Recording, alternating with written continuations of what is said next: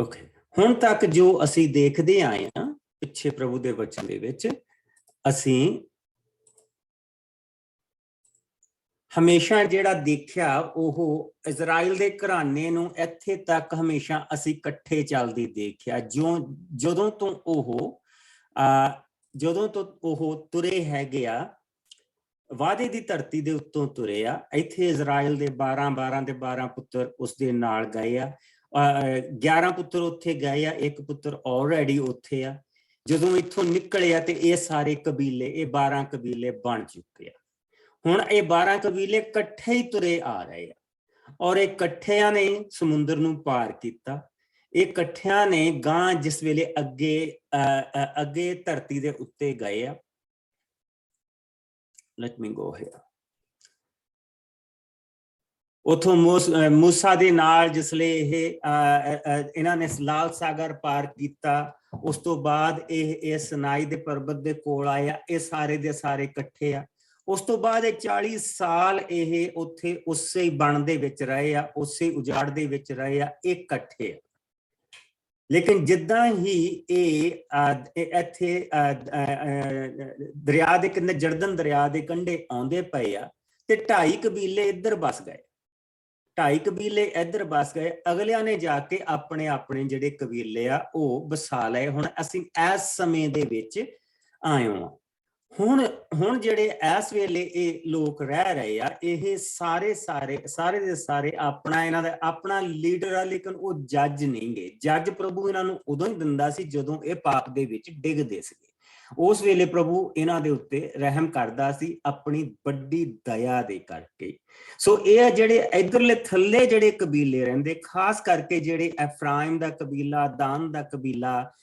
ਇਹਨਾਂ ਨੂੰ ਹਮੇਸ਼ਾ ਜਿਹੜੇ ਇਧਰੋਂ ਫਿਲਸਤੀਨ ਪੈਂਦੇ ਸੀ ਔਰ ਜਿਸ ਵੇਲੇ ਅਸੀਂ ਇਹਨਾਂ ਕਬੀਲਿਆਂ ਦੀ ਗੱਲ ਕਰਦੇ ਹਾਂ ਜੂਡਾ ਔਰ ਸਿਮੀਅਨ ਦਾ ਕਬੀਲਾ ਇਹਨਾਂ ਨੂੰ ਜਾਂ ਇੱਥੋਂ ਅਮੈਲਕਾਈਟ ਪੈਂਦੇ ਸੀਗੇ ਜਾਂ ਇਹਨਾਂ ਨੂੰ ਇੱਥੇ ਮੁਆਬੀ ਤੇ ਅਦੋਮੀ ਇਹ ਇਹਨਾਂ ਦੇ ਉੱਤੇ ਹਮਲੇ ਕਰਦੇ ਸੀਗੇ ਜਿਹੜੇ ਸੀਗੇ ਬੇਸਿਕਲੀ ਇਹਨਾਂ ਦੇ ਵਿੱਚ ਰਲ ਮਿਲ ਗਏ ਹੋ ਸੀਗੇ ਇਹਨਾਂ ਨੇ ਆਪਣੀ ਇਹਨਾਂ ਦਾ ਇੰਨਾ ਖਾਸ ਅਸੀਂ ਇੱਥੇ ਨਹੀਂ ਪੜ੍ਹਦੇ ਪਏ ਇਧਰੋਂ ਅਸੀਂ ਜਿਸਲੇ ਮਨੱਸੇ ਦੇ ਕਬੀਲੇ ਹੁਣ ਅਸੀਂ ਇਧਰੋਂ ਉੱਤੋਂ ਜਿਸਲੇ ਇਹਨਾਂ ਨੂੰ ਪੈਂਦੇ ਸੀ ਤਾਂ ਇਹਨਾਂ ਨੂੰ ਹਿੱਤੀ ਪੈਂਦੇ ਸੀਗੇ ਸੋ ਇਸੇ ਤਰ੍ਹਾਂ ਫਿਨੀਸ਼ੀਅਨ ਲੋਕ ਵੀ ਇਸ ਇਲਾਕੇ ਦੇ ਵਿੱਚ ਰਹਿੰਦੇ ਸੀਗੇ ਜਿਹੜੇ ਇਹਨਾਂ ਦੇ ਉੱਤੇ ਹਮਲੇ ਕਰਦੇ ਸੀ ਹੁਣ ਅਸੀਂ ਦੇਖਦੇ ਪਏ ਹਾਂ ਕਿ ਇਹ ਸਾਰੇ ਦੇ ਸਾਰੇ ਇਜ਼ਰਾਈਲ ਦੇ ਉੱਤੇ ਇਹ ਅਸਰ ਨਹੀਂ ਹੋ ਰਿਹਾ ਜਿਸ ਵੇਲੇ ਅਸੀਂ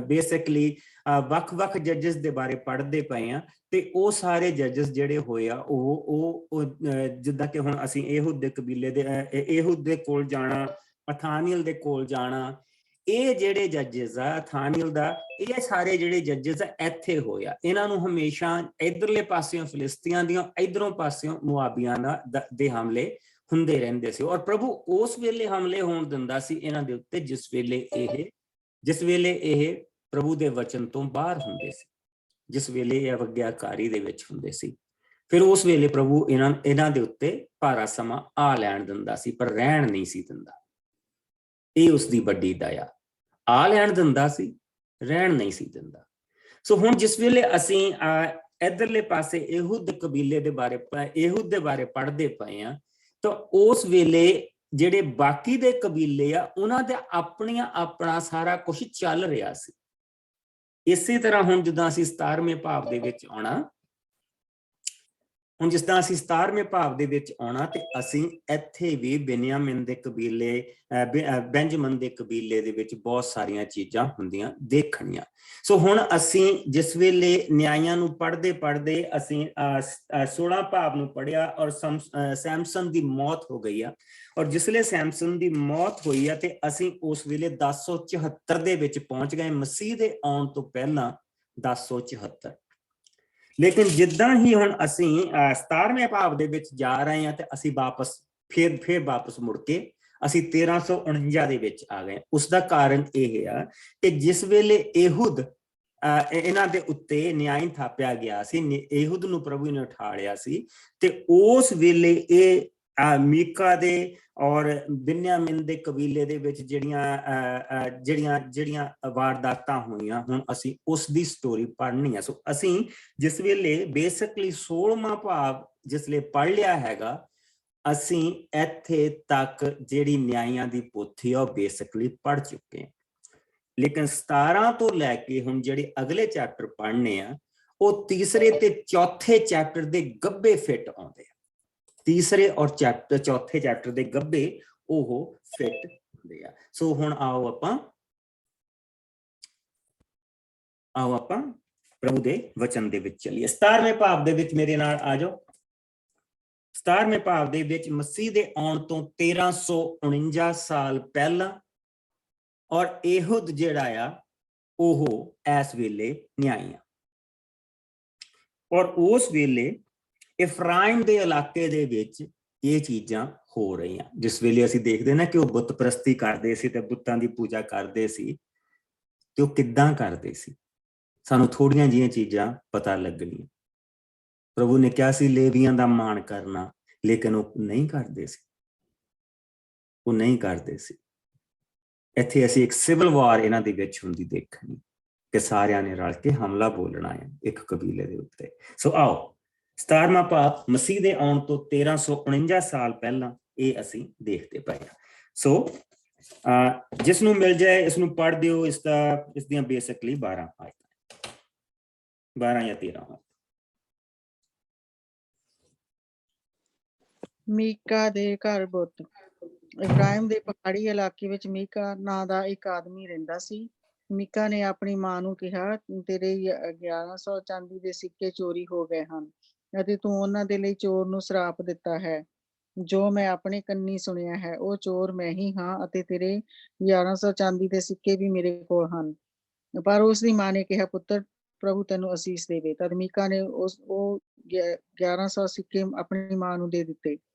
ਪਰ ਉਸ ਦੀ ਮਾਂ ਨੇ ਉਸਨੂੰ ਕਿਹਾ, ਮੈਂ ਇਹ 1100 ਸਿੱਕੇ ਪ੍ਰਭੂ ਦੇ ਸਾਹਮਣੇ ਆਪਣੇ ਪੁੱਤਰ ਦੇ ਬਚਾਅ ਲਈ ਚੜਾਉਂਦੀ ਹਾਂ।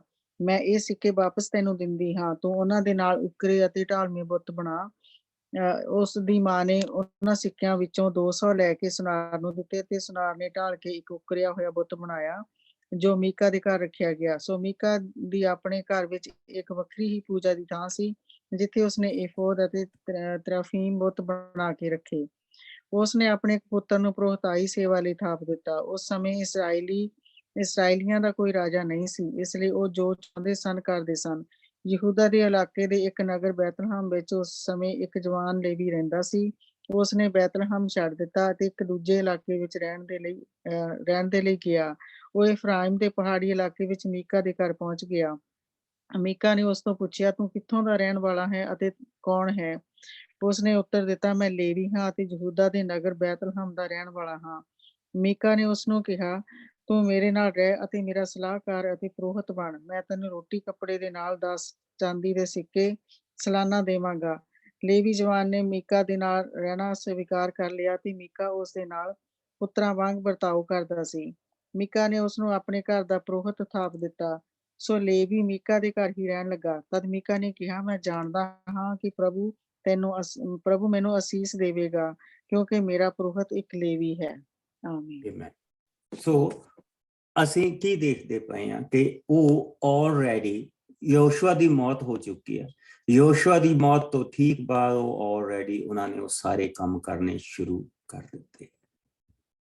ਔਰ ਹਾਲੇ ਤੱਕ ਇਹ ਬੇਸਿਕਲੀ ਅਸੀਂ ਇਹ ਕਹਿ ਸਕਦੇ ਹਾਂ ਕਿ ਬੜਾ ਫਰੈਸ਼ ਆ ਇਹਨਾਂ ਦੇ ਲਈ ਸਾਰਾ ਕੁਝ, ਕਿ ਪ੍ਰਭੂ ਨੇ ਕਿਸ ਤਰ੍ਹਾਂ ਇਹਨਾਂ ਨੂੰ ਜਿੱਤਾਂ ਦਿੱਤੀਆਂ, ਪ੍ਰਭੂ ਨੇ ਕਿਸ ਤਰ੍ਹਾਂ ਇਹਨਾਂ ਨੂੰ ਬਰਕਤਾਂ ਦਿੱਤੀਆਂ। ਹਾਲੇ ਥੋੜੀ ਦੇਰ ਹੀ ਪਿੱਛੇ ਹੋਈ ਆ। ਹਾਲੇ ਤੱਕ ਤਾਂ ਇੱਕੋ ਹੀ ਜਾਣੀ ਕਿ ਯਹੋਸ਼ੂਆ ਦੇ ਜੀਂਦੇ ਜੀ ਹੀ ਜਿਹੜਾ ਅਥਾਨੀਅਲ ਸੀਗਾ, ਉਹ ਯਹੋਸ਼ੂਆ ਦੇ ਜੀਂਦੇ ਜੀ ਹੀ ਥਾਪਿਆ ਗਿਆ ਸੀ। ਔਰ ਕਿਉਂਕਿ ਯਹੋਸ਼ੂਆ ਬਹੁਤ ਬੁੱਢਾ ਹੋ ਚੁੱਕਾ ਸੀ, ਇਸ ਕਰਕੇ ਉਸ ਦਾ ਸਾਰਾ ਕਾਰਜ ਭਾਰ ਉਸ ਨੂੰ ਦੇ ਦਿੱਤਾ ਗਿਆ ਸੀ। ਹਾਲੇ ਤੱਕ ਤਾਂ ਸਾਰੀਆਂ ਚੀਜ਼ਾਂ ਤਾਜ਼ੀਆਂ ਆ।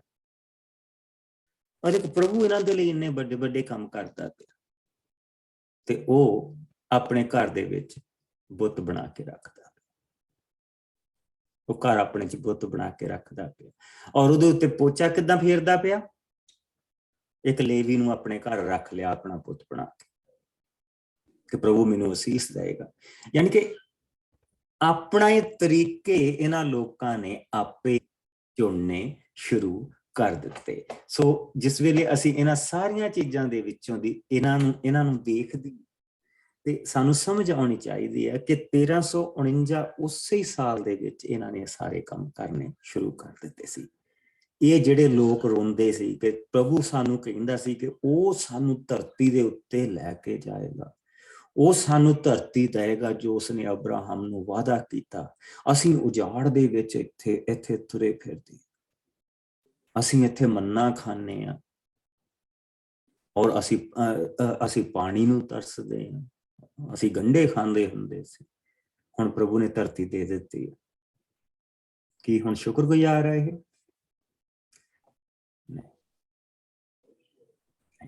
ਔਰ ਇਸ ਕਰਕੇ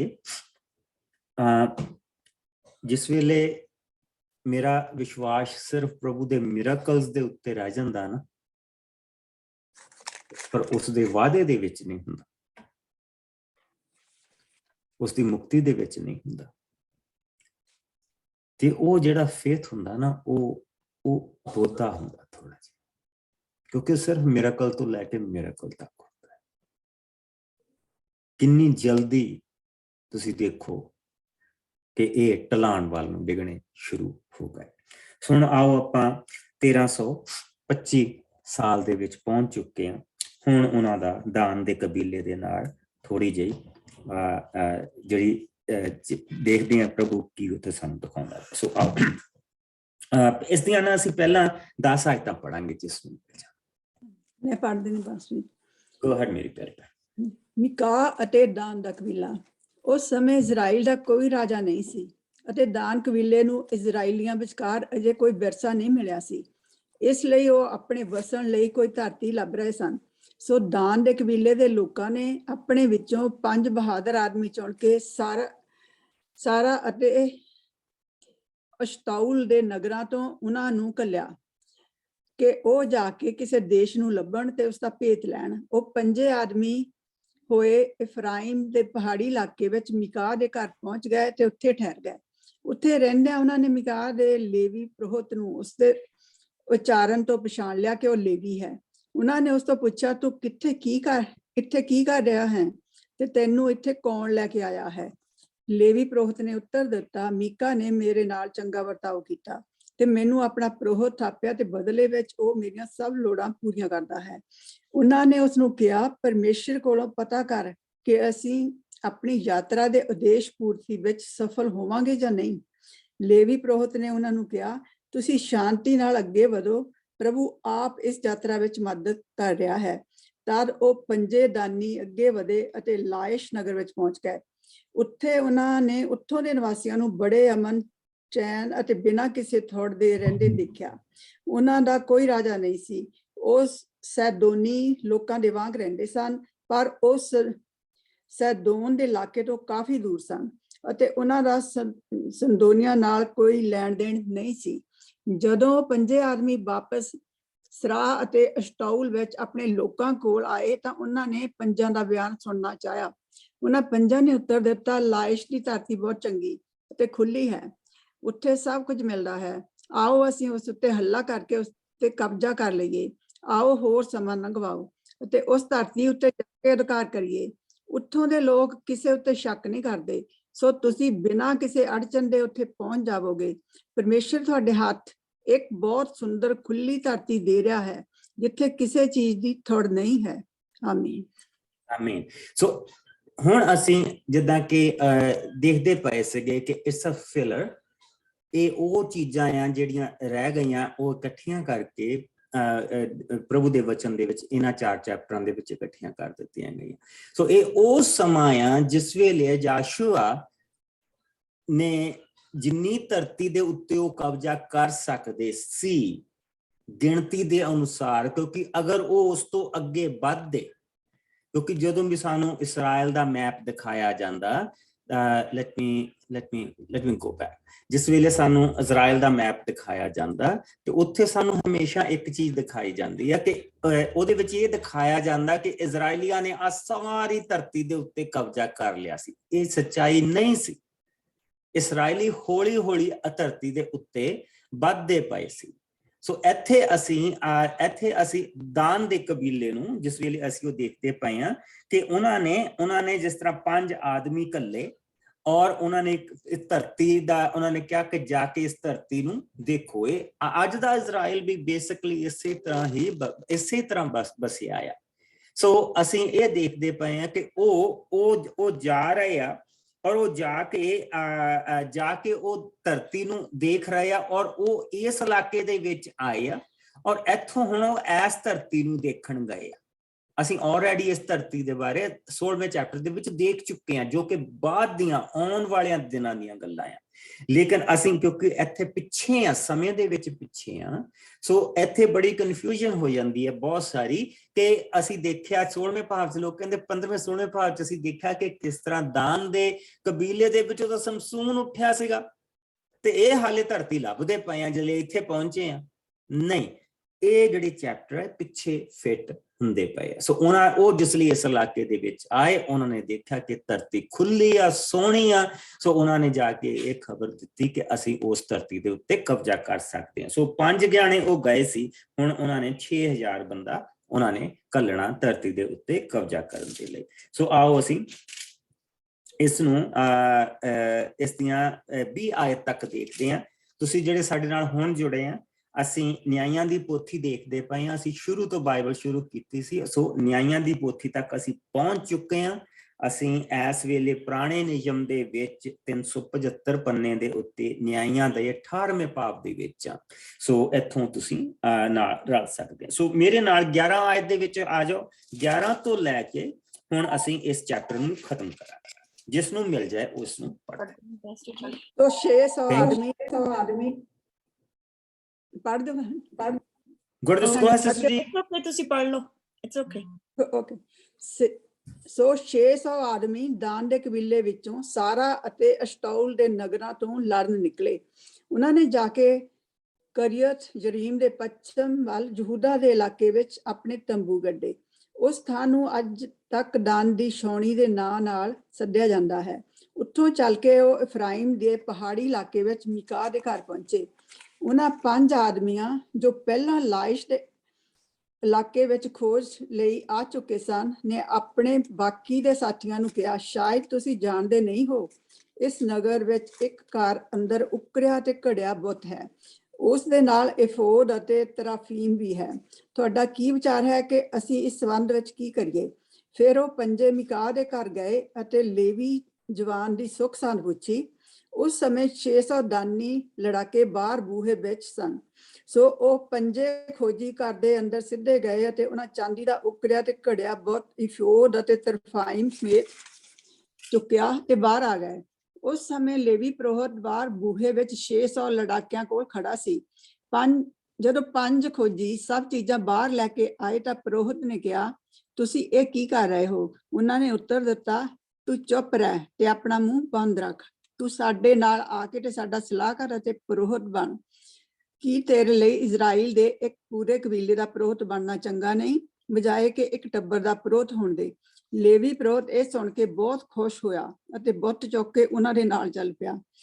ਤਦ ਦਾਨੀ ਲੋਕ ਆਪਣੇ ਬੱਚਿਆਂ, ਪਸ਼ੂਆਂ ਤੇ ਬਾਕੀ ਦੇ ਸਮਾਨ ਸਮੇਤ ਉੱਥੋਂ ਚੱਲ ਪਏ। ਉਹ ਕਾਫੀ ਦੂਰ ਜਾ ਚੁੱਕੇ ਸਨ। ਜਦੋਂ ਮੀਕਾ ਨੇ ਉਹਨਾਂ ਬਾਰੇ ਪਤਾ ਲੱਗਾ ਤਾਂ ਉਸਨੇ ਆਪਣੇ ਸਭ ਗੁਆਂਢੀਆਂ ਨੂੰ ਇਕੱਠੇ ਕਰਕੇ ਦਾਨੀਆਂ ਦਾ ਪਿੱਛਾ ਕੀਤਾ ਅਤੇ ਉਹਨਾਂ ਨੂੰ ਜਾ ਘੇਰਿਆ। ਮੀਕਾ ਦੇ ਆਦਮੀਆਂ ਨੇ ਦਾਨੀਆਂ ਦੇ ਵਿਰੁੱਧ ਜੈਕਾਰਾ ਬੁਲਾਇਆ, ਜਿਸ ਨੂੰ ਸੁਣ ਕੇ ਦਾਨੀਆਂ ਨੇ ਪਿੱਛੇ ਮੁੜ ਕੇ ਮੀਕਾ ਤੋਂ ਪੁੱਛਿਆ, ਕੀ ਗੱਲ ਹੈ? ਤੂੰ ਸਾਡੇ ਪਿੱਛੇ ਸਪੀਡ ਨਾਲ ਕਿਉਂ ਆ ਰਿਹਾ ਹੈ? ਮੀਕਾ ਨੇ ਉੱਤਰ ਦਿੱਤਾ, ਤੁਸੀਂ ਮੇਥੋਂ ਪੁੱਛ ਰਹੇ ਹੋ ਕੀ ਗੱਲ ਹੈ? ਤੁਸੀਂ ਮੇਰੇ ਬੁੱਤ ਅਤੇ ਪ੍ਰੋਹਤ ਨੂੰ ਧੱਕੇ ਨਾਲ ਲਈ ਜਾ ਰਹੇ ਹੋ। ਮੇਰੇ ਕੋਲ ਪਿੱਛੇ ਕੀ ਰਹਿ ਗਿਆ ਹੈ? ਦਾਨੀਆਂ ਨੇ ਮੀਕਾ ਨੂੰ ਉੱਤਰ ਦਿੱਤਾ, ਇਸ ਤੋਂ ਅੱਗੇ ਹੋਰ ਤੂੰ ਆਪਣੇ ਮੂੰਹੋਂ ਕੋਈ ਬੋਲ ਨਾ ਕੱਢਣਾ, ਤਾਂ ਜੋ ਇਹਨਾਂ ਆਦਮੀਆਂ ਦਾ ਗੁੱਸਾ ਤੇਰੇ ਉੱਤੇ ਭੜਕ ਨਾ ਪਵੇ ਅਤੇ ਤੂੰ ਆਪਣੀ ਜਾਨ ਦੇ ਨਾਲ ਆਪਣੇ ਟੱਬਰ ਦੇ ਲੋਕਾਂ ਦੀ ਵੀ ਜਾਨ ਗਵਾ ਬੈਠੀ। ਸੋ ਦਾਨੀ ਅੱਗੇ ਵੱਧ ਗਏ। ਮੀਕਾ ਨੇ ਵੇਖਿਆ ਕਿ ਉਹ ਉਸ ਤੋਂ ਬਹੁਤ ਤਕੜੇ ਹਨ, ਇਸ ਲਈ ਉਹ ਆਪਣੇ ਲੋਕਾਂ ਨਾਲ ਆਪਣੇ ਘਰ ਵਾਪਸ ਮੁੜ ਗਿਆ। ਤਾਂ ਦਾਨੀ ਮੀਕਾ ਦੇ ਬੁੱਤਾਂ ਅਤੇ ਪ੍ਰੋਹਤ ਨੂੰ ਲੈ ਕੇ ਲਾਇਸ਼ ਨਗਰ ਵਿੱਚ ਪਹੁੰਚ ਗਏ, ਜਿੱਥੋਂ ਦੇ ਲੋਕ ਚੰਗੇ ਵਰਤਾਓ ਵਾਲੇ ਸਨ ਅਤੇ ਕਿਸੇ ਉੱਤੇ ਸ਼ੱਕ ਨਹੀਂ ਕਰਦੇ ਸਨ। ਦਾਨੀਆਂ ਨੇ ਲਾਇਸ਼ ਨਗਰ ਨੂੰ ਅੱਗ ਲਾ ਦਿੱਤੀ ਅਤੇ ਉੱਥੋਂ ਦੇ ਸਭ ਲੋਕਾਂ ਨੂੰ ਕਤਲ ਕਰ ਦਿੱਤਾ। ਲਾਇਸ਼ ਲੋਕਾਂ ਦੀ ਕੋਈ ਮਦਦ ਨਾ ਕਰਨ ਆਇਆ, ਕਿਉਂਕਿ ਉਹਨਾਂ ਦਾ ਲੈਣ ਦੇਣ ਕਿਸੇ ਨਾਲ ਨਹੀਂ ਸੀ ਅਤੇ ਸੈਦੋਨ ਉੱਥੋਂ ਬਹੁਤ ਦੂਰ ਸੀ। ਲਾਇਸ਼ ਦਾ ਇਲਾਕਾ ਬੋਤਰਹੋਰ ਦੀ ਵਾਦੀ ਵਿੱਚ ਸੀ। ਦਾਨੀਆਂ ਨੇ ਲਾਇਸ਼ ਦੀ ਫਿਰ ਉਸਾਰੀ ਕੀਤੀ ਅਤੇ ਉਹ ਉੱਥੇ ਵਸ ਗਏ। ਉਹਨਾਂ ਨੇ ਉਸ ਸ਼ਹਿਰ ਦਾ ਨਾਂ ਆਪਣੇ ਪੁਰਖੇ ਦਾਨ, ਜੋ ਯਕੂਬ ਦਾ ਪੁੱਤਰ ਸੀ, ਦੇ ਨਾਂ ਪਿੱਛੇ ਦਾਨ ਰੱਖਿਆ, ਪਰ ਉਸ ਸ਼ਹਿਰ ਦਾ ਪਹਿਲਾ ਨਾਂ ਦਾਨ ਹੀ ਸੀ। ਦਾਨੀਆਂ ਨੇ ਉੱਥੇ ਮਿਕਾਹ ਵਾਲੇ ਬੁੱਤਾਂ ਦੀ ਸਥਾਪਨਾ ਕੀਤੀ ਅਤੇ ਆਪਣਾ ਪੁਰੋਹਿਤ ਮੂਸਾ ਦੇ ਪੁੱਤਰ ਗੇਰਸ਼ੋਮ ਦੇ ਪੁੱਤਰ ਯੋਨਾਥਾਨ ਨੂੰ ਬਣਾਇਆ। ਯੋਨਾਥਾਨ ਦੀ ਸੰਤਾਨ ਨੇ ਦਾਨੀਆਂ ਦੇ ਪ੍ਰਵਾਸ ਵਿੱਚ ਜਾਣ ਤੱਕ ਪੁਰੋਹਿਤਾਈ ਸੇਵਾ ਦਾ ਕੰਮ ਕੀਤਾ। ਉਸ ਸਮੇਂ ਪ੍ਰਭੂ ਦੀ ਉਪਾਸਨਾ ਦਾ ਘਰ ਸ਼ਿਲੋ ਵਿੱਚ ਸੀ, ਪਰ ਦਾਨੀਆਂ ਨੇ ਆਪਣੇ ਲਈ ਮਿਕਾਹ ਦੇ ਬੁੱਤ ਥਾਪ ਰੱਖੇ। ਆਮੀਨ। ਸਨ।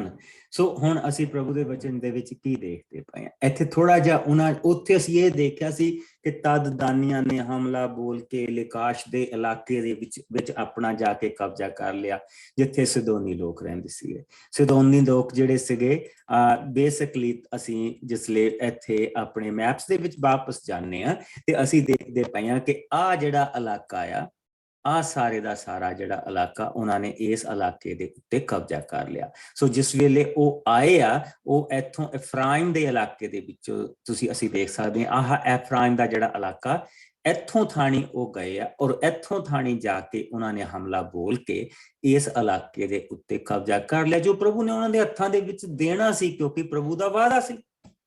ਜਿਸ ਵੇਲੇ ਪ੍ਰਭੂ ਨੇ ਆਪਣੇ ਬੰਦੇ ਦੇ ਨਾਲ ਵਾਅਦਾ ਕੀਤਾ ਸੀ, ਅਬਰਾਹਮ ਦੇ ਨਾਲ ਵਾਅਦਾ ਕੀਤਾ ਸੀ ਕਿ ਮੈਂ ਤੈਨੂੰ ਇਹ ਧਰਤੀ ਦਊਂਗਾ। ਪ੍ਰਭੂ ਨੇ ਅਬਰਾਹਮ ਨੂੰ, ਜਿਸ ਲਈ ਅਸੀਂ 12ਵਾਂ ਭਾਵ ਪੜ੍ਹਦੇ ਪਏ ਸੀ ਉਤਪਤ ਦਾ, ਇਹ ਸਾਰੇ ਇਲਾਕੇ ਦਿਖਾਏ ਸੀ। ਇਹ ਸਾਰੇ ਇਲਾਕੇ ਦਿਖਾ ਕੇ ਪ੍ਰਭੂ ਨੇ ਕਿਹਾ ਸੀ ਕਿ ਮੈਂ ਇਹ ਸਾਰੇ ਇਲਾਕੇ ਤੇਰੀ ਸੰਤਾਨ ਨੂੰ ਦਊਂਗਾ, ਕਿਉਂਕਿ ਤੂੰ ਮੇਰੇ ਤੇ ਭਰੋਸਾ ਕੀਤਾ। ਔਰ ਉਸ ਵੇਲੇ ਅਬਰਾਹਮ ਦੀ ਇੱਕ ਵੀ ਸੰਤਾਨ ਨਹੀਂ ਸੀ, ਉਸਦੇ ਕੋਲ ਇੱਕ ਵੀ ਪੁੱਤਰ ਨਹੀਂ ਸੀ। ਜਿਸ ਵੇਲੇ ਪ੍ਰਭੂ ਨੇ ਇਹ ਸਾਰੇ ਇਲਾਕੇ ਉਸਨੂੰ ਦਿਖਾਏ ਸੀ ਔਰ ਇਹ ਸਾਰੇ ਇਲਾਕਿਆਂ ਨੂੰ ਦੇਖ ਕੇ ਉਸਨੇ ਮੁੜ ਕੇ ਸ਼ਾਲੋ ਦੇ ਇਲਾਕੇ ਦੇ ਵਿੱਚ ਆ ਕੇ ਪ੍ਰਭੂ ਦੀ ਉਪਾਸਨਾ ਕੀਤੀ ਸੀ। ਔਰ ਇਸ ਕਰਕੇ ਅਸੀਂ ਇਹ ਦੇਖਦੇ ਹਾਂ ਕਿ our God is a promise keeper. Even though ਕਿ ਇਹ ਜਿਹੜੇ ਲੋਕ ਆ, ਉਹਦੇ ਮੀਕਾ ਦੇ ਘਰੋਂ ਕਿਹੜੀ ਚੀਜ਼ ਤੋਂ ਇਹ ਸਾਰਾ ਕੁਝ ਹੋਇਆ? ਕਿਉਂ ਉਹਨਾਂ ਨੇ ਸਾਰਾ ਕੁਝ ਕੀਤਾ? ਕਿਉਂਕਿ ਜਿਸ ਵੇਲੇ ਉਹ ਪਹਿਲੇ 5 ਜਾਣੇ ਆਏ ਸੀ ਤਾਂ ਉਹ ਮੀਕਾ ਦੇ ਘਰ ਠਹਿਰੇ ਸੀ। ਮੀਕਾ ਦੇ ਘਰ ਜਿਸ ਵੇਲੇ ਠਹਿਰੇ ਸੀ ਤਾਂ ਉਹਨਾਂ ਨੇ ਉਹ ਬੁੱਤ ਦੇਖਿਆ ਸੀ ਔਰ ਉਹਨਾਂ ਨੇ ਇੱਕ ਚੀਜ਼ ਜਿਹੜੀ ਇਹ ਦੇਖੀ ਸੀ ਕਿ ਉੱਥੇ ਇੱਕ ਲੇਵੀ ਪੁਰੋਹਿਤ। ਸੋ ਲੇਵੀ ਪੁਰੋਹਿਤ ਤੋਂ ਉਹਨਾਂ ਨੇ ਪੁੱਛਿਆ ਸੀ ਕਿ ਸਾਨੂੰ ਦੱਸ ਕਿ ਜਿਸ ਕੰਮ ਦੇ ਲਈ ਅਸੀਂ ਜਾ ਰਹੇ ਹਾਂ ਉਸ ਦੇ ਵਿੱਚ ਸਫਲ ਹੋਵਾਂਗੇ। ਉਸਨੇ ਕਿਹਾ ਹਾਂ ਤੁਸੀਂ ਸਫਲ ਹੋਵੋਗੇ। ਪ੍ਰਭੂ ਨੇ ਮੈਨੂੰ ਕਿਹਾ ਹਾਂ ਤੁਸੀਂ ਸਫਲ ਹੋਵੋਗੇ। ਸੋ ਜਿਸ ਲਈ ਉਹ ਵਾਪਸ ਆਏ ਤਾਂ ਉਹਨਾਂ ਨੇ ਕਿਹਾ ਸੱਚਮੁੱਚ ਇਹ ਜਿਹੜਾ ਪੁਰੋਹਿਤ ਬੜਾ ਕਰਨੀ ਵਾਲਾ ਹੈ, ਕਿਉਂਕਿ ਇਹ ਕਰਨੀ ਵਾਲੀ ਮੁਸੀਬਤ ਤਾਂ ਸਾਡੇ ਵਿੱਚੋਂ ਜਾਂਦੀ ਨੇ ਨਾ, ਇਨਸਾਨ ਦੇ ਵਿੱਚੋਂ ਜਾਂਦੀ ਨੇ।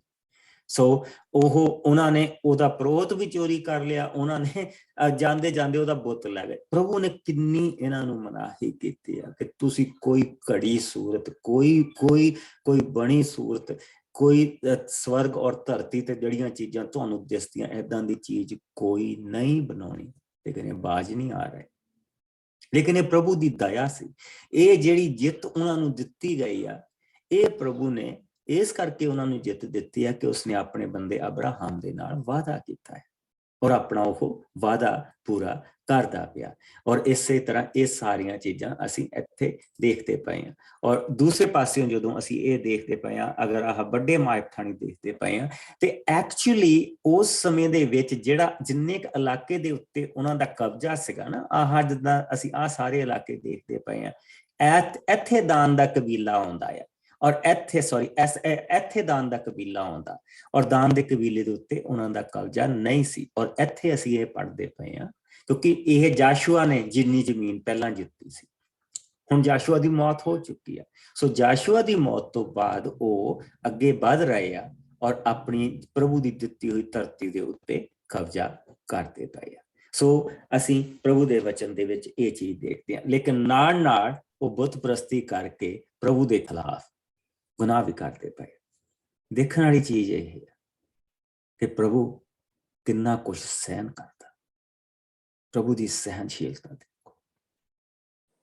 ਉਸਦੀ ਜਿਹੜੀ ਪਹਿਲੀ ਕਮਾਨ ਹੈ ਪਹਿਲੀਆਂ ਜਿਹੜੀਆਂ 3 ਉਹਨਾਂ ਤਿੰਨਾਂ ਨੂੰ ਤੋੜਦੇ ਪਏ।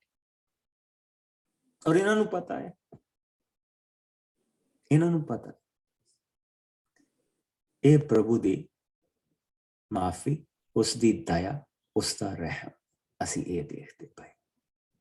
ਪ੍ਰਭੂ ਦੀ ਕਿਰਪਾ ਦੇ ਕਰਕੇ ਅਸੀਂ ਬਚਾਏ ਜਾਂਦੇ ਹਾਂ। ਸਾਡੇ ਵਿੱਚ ਕੱਖ ਨਹੀਂ ਐਸਾ ਹੈ ਜਿਹਦੇ ਨਾਲ ਅਸੀਂ ਬਚਾਏ ਜਾਈਏ। ਇਹ ਪ੍ਰਭੂ ਦੀ ਕਿਰਪਾ ਆ ਸਾਡੇ ਉੱਤੇ, ਇਹ ਉਸ ਦੀ ਦਇਆ ਆ। ਉਹ ਸਾਨੂੰ ਬਣਾਉਂਦਾ ਪਿਆ ਜਿੱਦਾਂ ਉਸਨੇ ਇਜ਼ਰਾਈਲੀਆਂ ਨੂੰ ਬਣਾਇਆ। ਔਰ ਅੱਜ ਤੁਸੀਂ ਕਿਸੇ ਇਜ਼ਰਾਈਲੀ ਨੂੰ ਇਹ ਕਹਿ ਕੇ ਦੇਖੋ ਕਿ ਤੂੰ ਬੁੱਤ ਪ੍ਰਸਤੀ ਕਰ, ਇਜ਼ਰਾਈਲ ਦੇ ਵਿੱਚ ਜਾ ਕੇ ਆਪਣੇ ਹੱਥ ਪਿੱਛੇ ਨੂੰ ਖਿੱਚ ਲੈਂਦੇ ਕਿ ਨਾ, ਇਹ ਕੰਮ ਨਹੀਂ ਕਰਨਾ, ਕਿਉਂਕਿ ਪ੍ਰਭੂ ਨੇ ਉਹਨਾਂ ਨੂੰ ਬਣਾਉਂਦਾ ਚਲਾ ਗਿਆ। ਇਸੇ ਤਰ੍ਹਾਂ ਇੱਕ ਵਾਰੀ ਸਾਡੇ ਦੇ ਵਿੱਚ ਸਾਰਾ ਕੁਝ ਨਹੀਂ ਹੋ ਜਾਣਾ। ਪ੍ਰਭੂ ਸਾਨੂੰ ਵੀ ਬਣਾਉਂਦਾ ਪਿਆ, ਉਹ ਸਾਡੇ ਅੰਦਰ ਆਪਣਾ ਕੰਮ ਕਰਦਾ ਪਿਆ।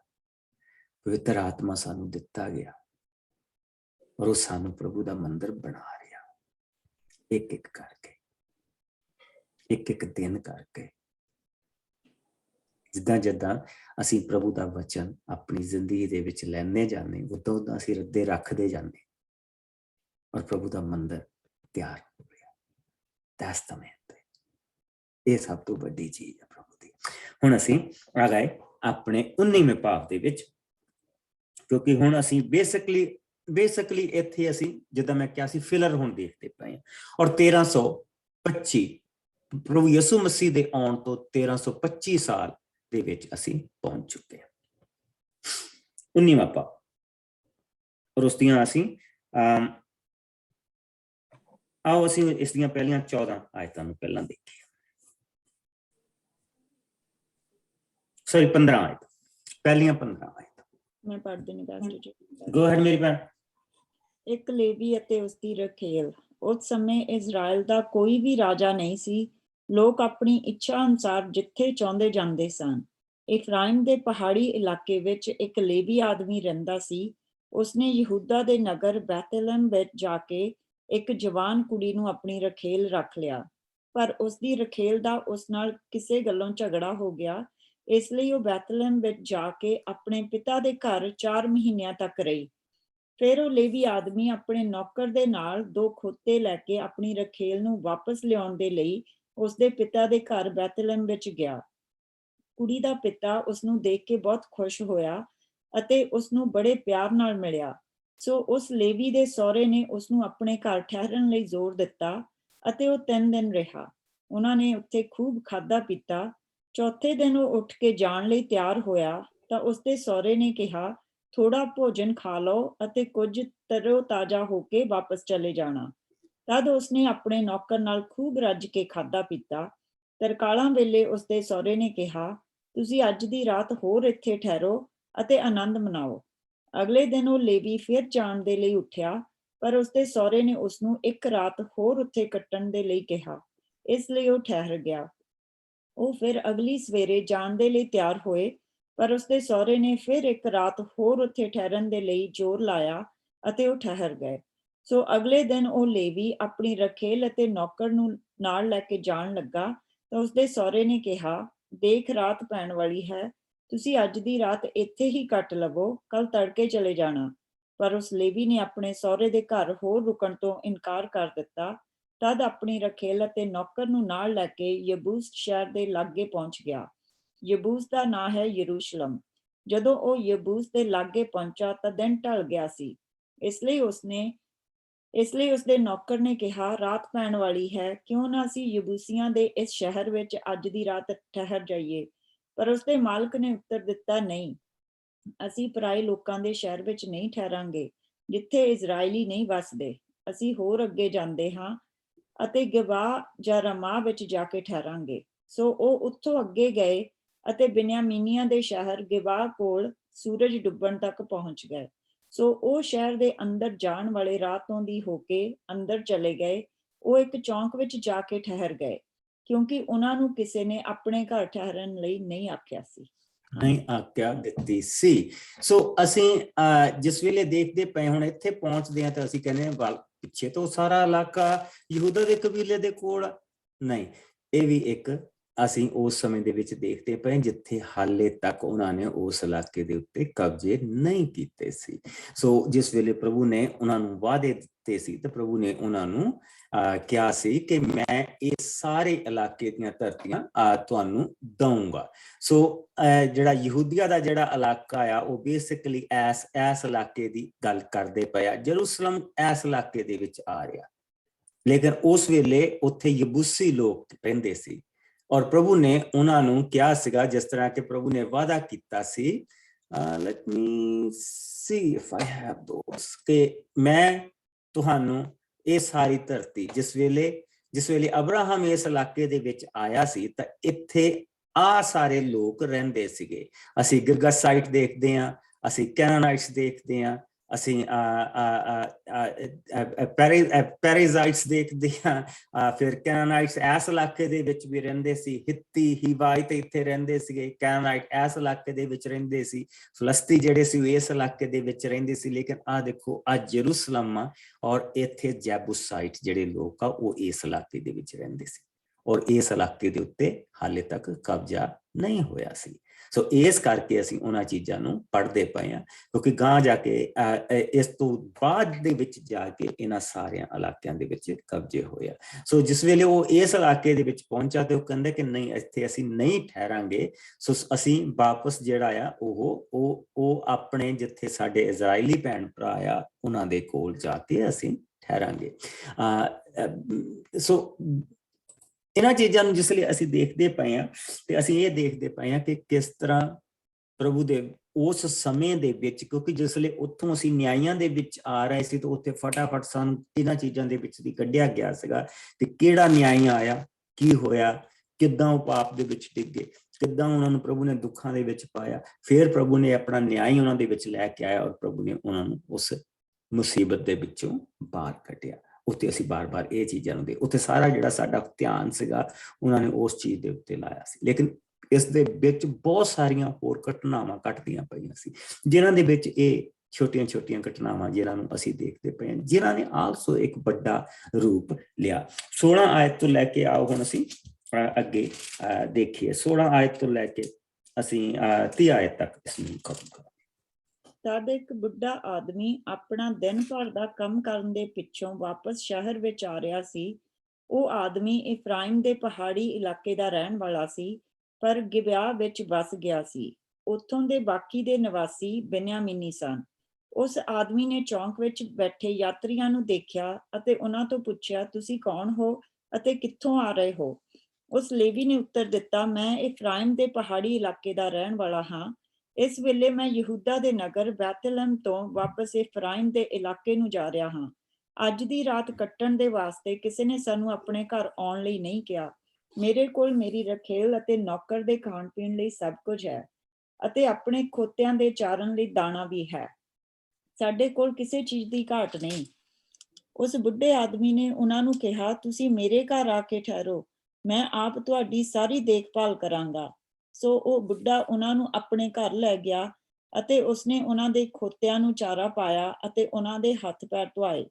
ਫਿਰ ਜਦੋਂ ਉਹ ਆਰਾਮ ਨਾਲ ਖਾ ਪੀ ਅਤੇ ਆਨੰਦ ਮਨਾ ਰਹੇ ਸਨ ਤਾਂ ਨਗਰ ਦੇ ਕੁਝ ਵਿਚਾਰੀ ਆਦਮੀਆਂ ਨੇ ਆ ਕੇ ਉਸ ਬੁੱਢੇ ਆਦਮੀ ਦਾ ਘਰ ਘੇਰ ਲਿਆ। ਉਹਨਾਂ ਨੇ ਉਸਦੇ ਘਰ ਦਾ ਬੂਹਾ ਖੜਕਾਉਂਦੇ ਹੋਏ ਕਿਹਾ, ਤੂੰ ਆਪਣੇ ਘਰ ਠਹਿਰੇ ਆਦਮੀ ਨੂੰ ਬਾਹਰ ਘੱਲ, ਅਸੀਂ ਉਸ ਨਾਲ ਸੰਗ ਕਰਨਾ ਚਾਹੁੰਦੇ ਹਾਂ। ਪਰ ਉਸ ਬੁੱਢੇ ਨੇ ਬਾਹਰ ਆ ਕੇ ਉਹਨਾਂ ਲੋਕਾਂ ਨੂੰ ਸਮਝਾਉਣਾ ਚਾਹਿਆ ਅਤੇ ਕਿਹਾ, ਨਹੀਂ ਭਰਾਵੋ, ਮੇਰੇ ਪ੍ਰਾਹੁਣੇ ਨਾਲ ਇਸ ਤਰ੍ਹਾਂ ਦਾ ਵਿਚਾਰ ਨਾ ਕਰੋ। ਜੇਕਰ ਤੁਸੀਂ ਨਹੀਂ ਰੁਕਣਾ ਚਾਹੁੰਦੇ ਤਾਂ ਮੈਂ ਉਸ ਦੀ ਰਖੇਲ ਅਤੇ ਆਪਣੀ ਜਵਾਨ ਕੁਆਰੀ ਧੀ ਨੂੰ ਬਾਹਰ ਲੈ ਆਉਂਦਾ ਹਾਂ। ਜੋ ਕੁਝ ਤੁਸੀਂ ਕਰਨਾ ਚਾਹੁੰਦੇ ਹੋ ਉਹਨਾਂ ਨਾਲ ਕਰ ਲਵੋ। ਪਰ ਉਹ ਨਾ ਮੰਨੇ। ਸੋ ਉਸ ਲੇਵੀ ਨੇ ਆਪਣੀ ਰਖੇਲ ਨੂੰ ਬਾਹਰ ਉਹਨਾਂ ਕੋਲ ਘੱਲ ਦਿੱਤਾ। ਉਹਨਾਂ ਲੋਕਾਂ ਨੇ ਸਾਰੀ ਰਾਤ ਬਾਰੋ-ਬਾਰੀ ਉਸ ਨਾਲ ਸੰਗ ਕੀਤਾ ਅਤੇ ਉਸ ਦਾ ਬੁਰਾ ਹਾਲ ਕਰਕੇ ਸਵੇਰ ਸਾਰ ਵਾਪਸ ਚਲੇ ਗਏ। ਉਹ ਔਰਤ ਸਵੇਰ ਸਾਰ ਆ ਕੇ ਉਸ ਬੁੱਢੇ ਦੇ ਘਰ ਦੇ ਸਾਹਮਣੇ ਡਿੱਗ ਪਈ, ਜਿੱਥੇ ਉਸ ਦਾ ਮਾਲਕ ਠਹਿਰਿਆ ਹੋਇਆ ਸੀ। ਅਗਲੇ ਦਿਨ ਤੜਕੇ ਉਸ ਲੇਵੀ ਨੇ ਜਾਣ ਦੀ ਤਿਆਰੀ ਕੀਤੀ ਅਤੇ ਬਾਹਰ ਦਾ ਬੂਹਾ ਖੋਲ੍ਹਿਆ ਤਾਂ ਉਸਨੇ ਦੇਖਿਆ ਕਿ ਉਸ ਦੀ ਰਖੇਲ ਬੂਹੇ ਵਿੱਚ ਮੁੱਦੇ ਮੂੰਹ ਪਈ ਹੈ। ਉਸਨੇ ਕਿਹਾ, ਉੱਠ ਚੱਲੀਏ, ਪਰ ਉਸ ਦਾ ਸਰੀਰ ਨਾ ਹਿੱਲਿਆ। ਸੋ ਉਸ ਆਦਮੀ ਨੇ ਉਸ ਦੀ ਲਾਸ਼ ਨੂੰ ਖੋਤੇ ਉੱਤੇ ਰੱਖਿਆ ਅਤੇ ਉਹ ਉੱਥੋਂ ਆਪਣੇ ਘਰ ਨੂੰ ਚੱਲ ਪਿਆ। ਉਸਨੇ ਆਪਣੇ ਘਰ ਪਹੁੰਚ ਕੇ ਛੁਰੀ ਲਈ ਅਤੇ ਆਪਣੀ ਰਖੇਲ ਦੀ ਲਾਸ਼ ਦੇ 12 ਟੋਟੇ ਕਰਕੇ ਸਾਰੇ ਇਜ਼ਰਾਈਲ ਵਿੱਚ ਘੱਲ ਦਿੱਤੇ। ਜਿੰਨਿਆਂ ਲੋਕਾਂ ਨੇ ਉਸ ਲਾਸ਼ ਦੇ ਟੋਟੇ ਵੇਖੇ, ਉਹਨਾਂ ਕਿਹਾ, ਮਿਸਰ ਵਿੱਚੋਂ ਆਉਣ ਤੱਕ ਅੱਜ ਤੱਕ ਅਸੀਂ ਇਸ ਤਰ੍ਹਾਂ ਦੀ ਘਟਨਾ ਘਟੀ ਨਹੀਂ ਦੇਖੀ। ਇਸ ਲਈ ਸਾਨੂੰ ਜ਼ਰੂਰ ਸੋਚ ਵਿਚਾਰ ਕਰਕੇ ਕੁਝ ਕਰਨਾ ਚਾਹੀਦਾ ਹੈ। ਕੁਝ ਕਰਨਾ ਚਾਹੀਦਾ ਹੈ। ਸੋ ਬੇਸਿਕਲੀ ਉਹ ਇਸ ਵੇਲੇ ਇਹ ਬਹੁਤ ਸਾਰੀਆਂ ਐਸੀਆਂ ਚੀਜ਼ਾਂ ਜਿਹੜੀਆਂ ਬਚਨ ਦੇ ਵਿੱਚ ਸਾਨੂੰ ਦੱਸੀਆਂ ਗਈਆਂ, ਕਿਉਂਕਿ ਇਹਨਾਂ ਦੇ ਨਾਲ ਇੱਕ ਵੱਡੀਆਂ ਚੀਜ਼ਾਂ ਵੀ ਹੋਈਆਂ ਜਿਹੜੀਆਂ ਹੁਣ ਅਸੀਂ ਅੱਗੇ ਕਿਉਂ ਸਾਨੂੰ ਇਹ ਸਾਰੀ ਸਟੋਰੀ ਦੱਸੀ ਜਾ ਰਹੀ ਹੈ। ਇਸ ਦੇ ਪਿੱਛੇ ਇੱਕ ਕਾਰਨ, ਇਸ ਦੇ ਪਿੱਛੇ ਇੱਕ ਬਹੁਤ ਵੱਡਾ ਕਾਰਨ ਹੈ ਜਿਹੜਾ ਕਿ ਪਿੱਛੋਂ ਮੀਕਾ ਤੋਂ ਜਿਹੜਾ ਹੁਣ ਬਣਦਾ ਆ ਰਿਹਾ ਹੈ ਕਿ ਇਹ ਲੋਕ ਕਿਸ ਤਰ੍ਹਾਂ ਦੇ ਘਿਨਾਉਣੇ ਪਾਪਾਂ ਦੇ ਵਿੱਚ ਡਿੱਗ ਗਏ, ਜਿਹੜੇ ਪਿੱਛੇ ਉਜਾੜ ਵਿੱਚ ਰੋਂਦੇ ਹੁੰਦੇ ਸੀਗੇ ਕਿ ਸਾਡੇ ਅਬਰਾਹਮ ਨਾਲ ਵਾਅਦਾ ਕੀਤਾ ਆ, ਤੁਹਾਨੂੰ ਵਾਅਦੇ ਦੀ ਧਰਤੀ ਮਿਲੂਗੀ ਤਾਂ ਤੁਸੀਂ ਉੱਥੇ ਜਾ ਕੇ ਵਸੋਗੇ, ਔਰ ਸਾਨੂੰ ਪ੍ਰਭੂ ਨੇ ਵਾਅਦੇ ਦੀ ਧਰਤੀ ਨਹੀਂ ਦਿੱਤੀ। ਇਸ ਕਰਕੇ ਅਸੀਂ ਇਹ ਸਾਰਾ ਕੁਝ ਕਰਦੇ ਪਏ, ਇਸ ਕਰਕੇ ਅਸੀਂ ਆਪਣੀ ਆਵਾਜ਼ ਪ੍ਰਭੂ ਦੇ ਖਿਲਾਫ ਉਠਾ ਦਿੱਤੀ। ਪਰ ਹੁਣ ਤਾਂ ਤੁਹਾਨੂੰ ਵਾਅਦੇ ਦੀ ਧਰਤੀ ਦੇ ਦਿੱਤੀ ਹੋ ਪ੍ਰਭੂ ਨੇ, ਤੁਹਾਨੂੰ ਨਿਯਮ ਵੀ ਦੇ ਦਿੱਤੇ ਹੋ। ਇਹ ਵੀ ਉਹਨਾਂ 10 ਨਿਯਮਾਂ ਦੇ ਵਿੱਚ ਇੱਕ ਨਿਯਮ ਆਉਂਦਾ ਕਿ ਤੂੰ ਕਦੀ ਵੀ ਆਪਣੇ ਗੁਆਂਢੀ ਦੀ ਕਿਸੇ ਵੀ ਚੀਜ਼ ਦੀ ਲਾਲਸਾ ਨਾ ਕਰ, ਤੂੰ ਬੇਵਿਚਾਰ ਨਾ ਕਰ। ਇਹ ਤਾਂ ਉਹ 10 ਨਿਯਮ ਆ ਜਿਹੜੇ ਪ੍ਰਭੂ ਨੇ ਆਪਣੀ ਉਂਗਲ ਦੇ ਨਾਲ ਲਿਖ ਕੇ ਦਿੱਤੇ ਹੋ। ਇਸ ਧਰਤੀ ਤੇ ਪਰਮੇਸ਼ਵਰ ਦੀ ਉਂਗਲ ਦੇ ਨਾਲ ਇੱਕ ਚੀਜ਼ ਲਿਖੀ ਗਈ ਆ ਜੋ ਸਾਡੇ ਕੋਲ, ਔਰ ਉਹ ਹੈ 10 ਨਿਯਮ। ਇਹ ਤਾਂ ਉਹਨਾਂ 10 ਨਿਯਮਾਂ ਦੇ ਵਿੱਚੋਂ। ਔਰ ਫਿਰ ਤੁਸੀਂ ਲੇਵੀ ਦੇ ਨਾਲ ਇਸ ਤਰ੍ਹਾਂ ਕਰਦੇ ਪਏ, ਇੱਕ ਪੁਰੋਹਿਤ ਦੇ ਨਾਲ ਇਸ ਤਰ੍ਹਾਂ ਕਰਦੇ ਪਏ, ਇੱਕ ਐਸਾ ਕਬੀਲਾ ਜਿਸ ਨੂੰ ਆਪਣੀ ਧਰਤੀ ਵੀ ਨਹੀਂ ਮਿਲੀ, ਉਸ ਦੇ ਨਾਲ ਇਸ ਤਰ੍ਹਾਂ ਕਰਦੇ ਪਏ।